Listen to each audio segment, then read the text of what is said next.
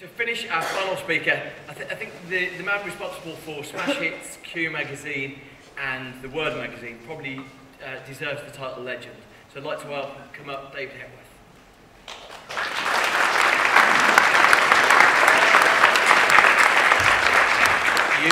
I know you find it difficult to credit looking at my boyish online demeanour, but you know, I've been in the magazine business for almost 40 years. And in that time, I can tell you, you learn more from your disasters than you learn from your successes. Is this clicker I use? Has that worked? Yes, good. And I just want to tell you a short story about what Twitter taught me about closing a magazine, because we had to close a magazine last year. And the magazine was The Word, which some of you may know, much loved, but not much loved by quite enough people. You know, the manager of Spinal Tap says, we're not getting less popular, it's just our appeal is becoming more selective. We got to a stage with this magazine that the advertising simply wasn't great, thanks to bastards like you lot. And we couldn't see a future for it, but we had to close it. And so traditionally, when you have to make an announcement about a magazine, it's a very, very difficult business. If you want to announce that you're launching one, or you're closing one, or you're changing something about it, or whatever. Traditionally, you had to do it through the trade press, okay? Which meant the Media Guardian, or it might have meant Media Week, or UK Press Gazette, or whatever. And you would have to decide which of these people was likely to give you the best possible ride here, and you'd decide to, you'd do some bargaining over exclusivity with them over the announcement. But then in the end, you'd have to give them the announcement. And then the spin, the way the story was received in the outside world, would be completely out of your hands. Well, when we closed The Word, we didn't do it like that, because we no longer had to do it like that. We did it ourselves. We simply put an announcement on the Word website announcing that the magazine was going to close and why it was closing. We're very sorry and what we're going to do about the subscriptions and so forth. We placed that on the magazine's website at just before 9 o'clock on, I think, the 29th of June. I was at home at the time. And I tweeted, very sorry that the next magazine, the next issue of the Word magazine will be the last, with a link to the piece on the website. And we did the same thing from the Word account. I then left the house and I went to work. In the 35 minutes it took me to get to work, everybody in the world who might need to know or be concerned with that news knew it, okay? Because you got the obvious responses. People who felt very strongly about it.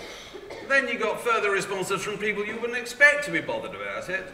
Like it turns out we had a load of supporters on Mirror Football. Very good Twitter account, actually, Mirror Football, if you follow the football. And so this had spread during the 35 minutes it had taken me to get to work, so that, irony of ironies, when I got to work, who were the first messages from? Media Guardian, UK Press Gazette, Media Week.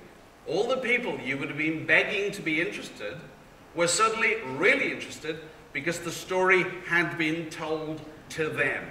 Okay? So what? That's my little sad story. Here's the point. The people who cared most passed on the news to the people who didn't. Which, forgive me, if I go into ancient media history, is not the way things used to work. This is my old model of the media, okay? This is how people in the media see themselves. On the left, okay?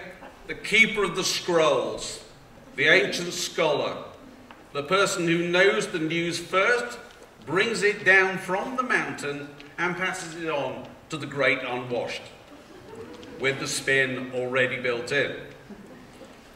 This has now changed. So that the high priest now gets the news from the people. And one of the ways that they get that news is via Twitter. And the story is shaped by the people. So that by the time we get the traditional trade press and further coverage of the closure of Word, what they're doing is writing about the Twitter response to the story. The spin has already been baked in. So this is the conclusion I've reached from that experience, very sad experience. In the future, nothing will be disclosed by a media organisation. Whether it's a football transfer, the outbreak of a war, or the closure of a tiny magazine, you will not read about it on a major news channel first ever again. It will come to you in bits via enthusiasts first.